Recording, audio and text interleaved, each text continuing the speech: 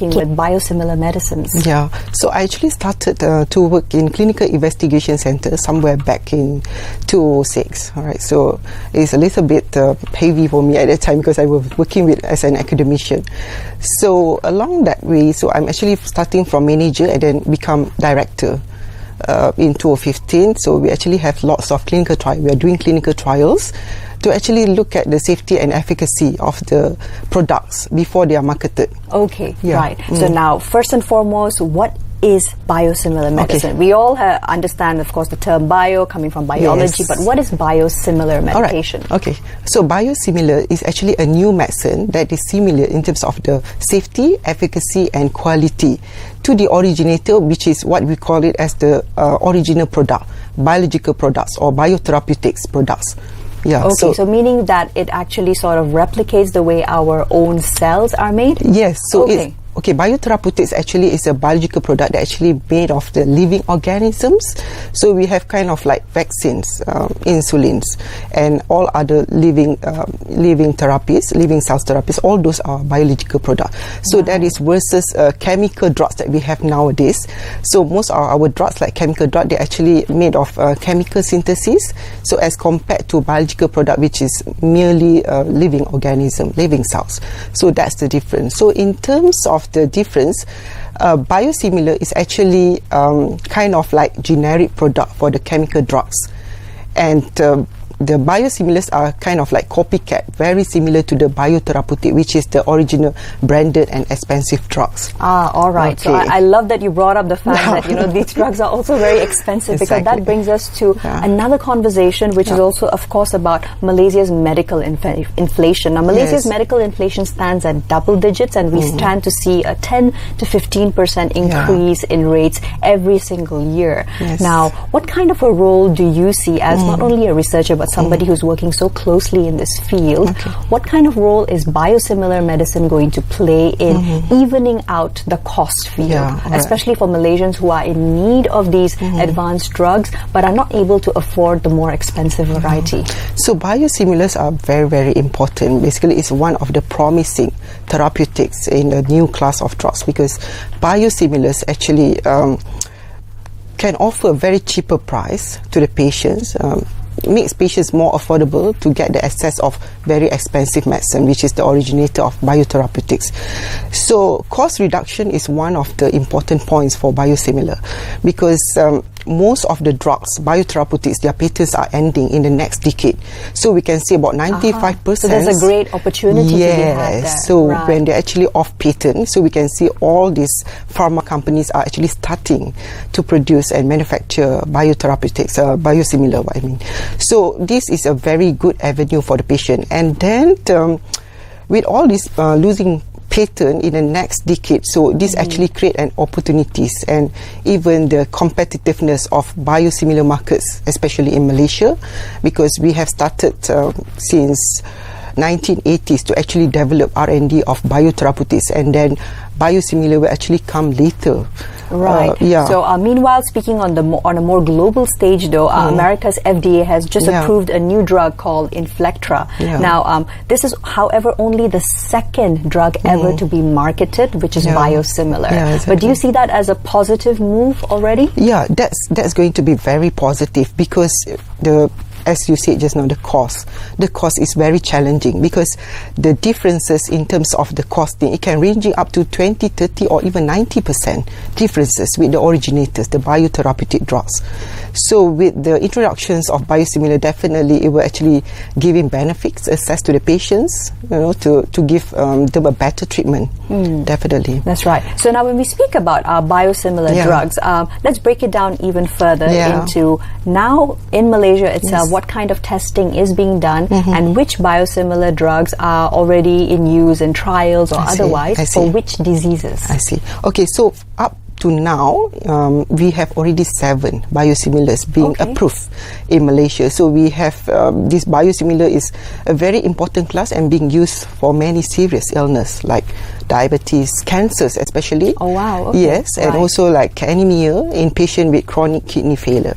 So when we speak about diabetes, for example, now Malaysia also has pretty scary stats on the NCD side of things. We're ASEAN's most obese country. We've got sky-high diabetes rates. So tell us a little bit about the biosimilar drug used in helping patients with diabetes. Is it for type 2? Yeah, it's for type 2. We have like recombinant human insulin that we have like Insugen that's being used in Malaysia right now. So that is the biosimilars product. So it's kind of... roughly what is the cost differential like in between traditional drugs and the biosimilar? Yes, so that's very important question. So that's very, very obvious because the cost can differ from 20, 30 up to 90%, basically. Wow, percent. We're not talking ringgit, we're talking percentage. Yes, okay, percentage. That's crazy. Yes, because of, you see, in biologicals or biotherapeutic, there's lots of costs incurred for R&D.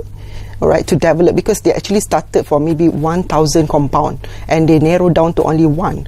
So there is much cost incurred. Elimination process. Yes, exactly. And then also they have to undergo rigorous clinical trials that might be escape a bit for biosimilars. So that one actually, make the cost is very much difference. Right. So I think that sounds very encouraging as well, because now for people who are already on diabetes medication, but how long it is or how long do you project it will be before biosimilars become easily and commonly available in Malaysia? Yeah, I think because most of the biotherapeutics, the originators drugs are expiring in terms of the patent next decade. So we can expect that, I think, starting from 2020, there's been a lot of biosimilars being manufactured and also produced locally. Okay, so that's just 2 short years away, right? Yes. Because it's the start of a new decade. Yeah. Now, who can be prescribed and take biosimilars? Okay, Prof? So the attending doctor, the doctor actually treating the patient, for instance, nephrologist that actually prescribed epoetin, or binocrit in patients with renal anemia in chronic kidney disease. So the attending doctor. Right, so they are in charge of actually deciding. Yes. So why would biosimilar, for example, not also be appropriate for every patient? Because there is a problems in terms of the interchangeability. So that makes generic medicine different from biosimilars. I see. Because in generic medicine, we can, simply interchange the drugs. So if, let's say, there's not available in terms of the stock in pharmacy, the pharmacists can actually decide to actually give these generic products to the patient. But it's not happening for biosimilars, because biosimilars, although it is similar, so it needs certain assessment from the clinician before we can actually decide to give patients biosimilar or not. Right. So that's the difference. So that factor over there. Yeah. Now, the immediate future of Malaysia for biosimilars, how do you see it? And what exciting things are happening in the research labs right now, Prof? Yeah, I think these biosimilars are quite promising area, because we look at the increasing incidence of serious disease in Malaysia. Absolutely. Cancer, diabetes, and so on. And with the exclusivity and also patent period being off from the market for biotherapeutic in the next 20 years. So I think this is going to be a really promising area in pharmaceutical industry.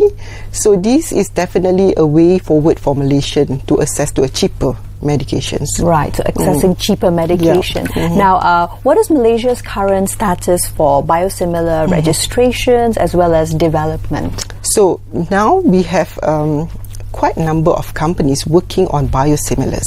So they are actually manufacturing locally, or they're actually working with overseas company for the technology transfer. So we had quite a number at the moment. So I think the industry is going up very, very good. Right. Now, this also, of course, will inevitably lead to an eventual clash with the big pharmaceutical companies. Exactly. How do you see that playing out, let's say, 20 years in the future, Prof? If it was to be an ideal situation with enough of a win-win for everybody. Yeah, I think biosimilars will actually open up the market for competitiveness, and because it will actually make the drugs more affordable to the patient. So it's a very good, I think, competitiveness in the industry. So I guess there is a bit of opportunity for biosimilars to actually becoming more what you call it as more prominent in the next generations, because the problem is that the cost is very high. That's right. To treat like serious illness like cancers. So I think this is one of the good ones. Now there's another disease that I read up a little bit about that biosimilars are also used for, which is arthritis. Now arthritis also a degenerative disease in Malaysia with an aging population. Can you tell us a little bit about how this biosimilar? I see, right. So it basically freezes it at that point in time and allows it to be treated. Now when we speak about psoriasis, which on the other hand is a skin disease, how does biosimilar drugs help with treatment of that? So it's also the similar, is using like monoclonal antibodies for the immunosuppressive. This is all to do with the immunosuppressive mechanism of action for psoriasis, rheumatoid arthritis, and so on. Break down immunosuppressive for those who may not understand it. Immunosuppressive is whereby when we take the drugs, it's going to suppress our immune system. So our immune system is producing all these like interleukins and so on. They're actually responsible for the disease itself. So when we suppress all these, like interleukins and so on, so we'll be able to actually manage the disease very well when we suppress the immune system. So the layman response to that might be that, okay, if you're suppressing my immune system, isn't that bad for me long term? Yes, good question. So that's also the problems with biosimilar, one of the challenges because of the immunogenicity. So when we actually, give patients biosimilars, one of the challenge is the immunogenicity, the capability of the body to actually respond to the drugs and trigger the immune system. So it's actually treat your drug as a foreign body, alright, and then it triggers up the immune system, and it can actually lead to anaphylactic reaction, the severe allergic reactions to the patient. So that is one of the things that we need to be, I think, very careful when we actually manufacture the product. I see, right. So manufacturing process in terms of the processings of the biologicals and also the living organism. This kind of living organism is a process itself. What I mean is a process. The process actually contribute to the end product. So we need to be really careful in terms of the manufacturing process, because if it's not, it can actually trigger up this immunogenicity, for instance. So this is one of the adverse effects, side effects. Now, for the patient. how do you see this side effect and also these challenges actually improving within the next decade or the next generation, so that perhaps at some time in the future, will it not be a concern anymore? So biosimilars actually have to go rigorous, process of approval. But that's actually very heartening, right? Because then the patient is really guaranteed that they're getting a first-class drug. Exactly. So they are actually, the rigorous process, regulatory process that they have to go through is similar to their originator, biotherapeutics. So for biosimilars, we're undergoing all the process like quality tests, and then animal toxicity tests, and then the clinical pharmacology test, whereby we look at the actions, like how the drug works on the body and what the body does to the drugs, pharmacokinetic as well as pharmacodynamics. And at the end of the day, they have to go through these clinical studies, clinical trials. So under all this process, so we have to ensure that actually at the end of the day, the end product, which is the biosimilar, is equivalent to biotherapeutic. So during that process, that we're actually able to eliminate whether the drugs can enter into the next level, which is the marketing level. There you go. So so during clinical trial, we actually look at the safety and also efficacy, whether the drug is safe to be used and also effective for the patient.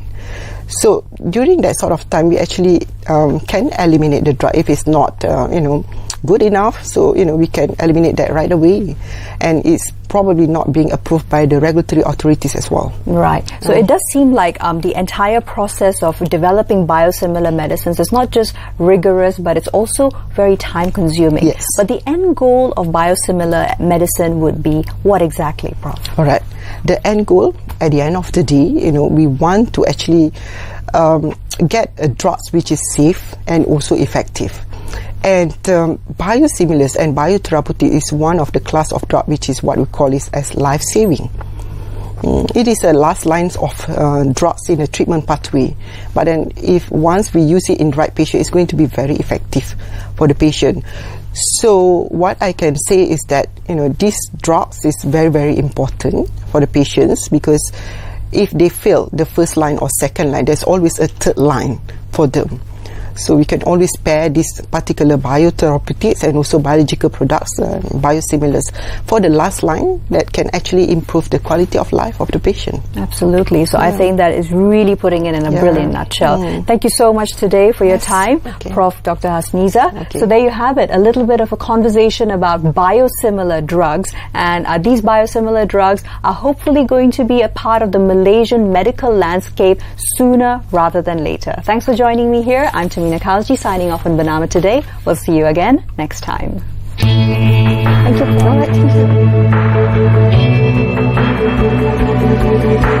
Thank you.